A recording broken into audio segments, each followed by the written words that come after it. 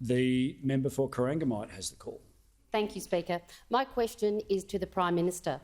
How can the government give $20 billion to businesses with rising earnings but not support a permanent pay increase to aged care workers, which would help address chronic work shortages? The Prime Minister has Mr. the Speaker, call. on the matter that was raised in the question, the JobKeeper program saved 700,000 jobs. 700,000 jobs.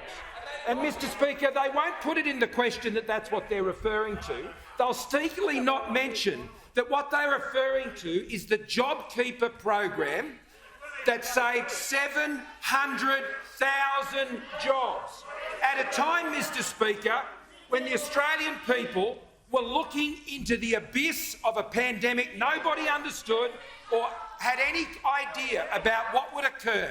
This government stood up and we put JobKeeper in place. And the very next morning, when hundreds of thousands of Australians were going to lose their job and not know how they were going to put food on the table for their families, and businesses who had worked for decades to put their businesses in place were fearing that their businesses were going to fall over, this government stood up.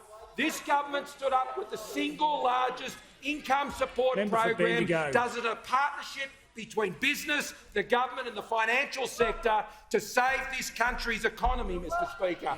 Now, those opposite like to pretend to bipartisanship on many issues, Mr. Speaker. They like to pretend to it and they'll try to do it before this year's election.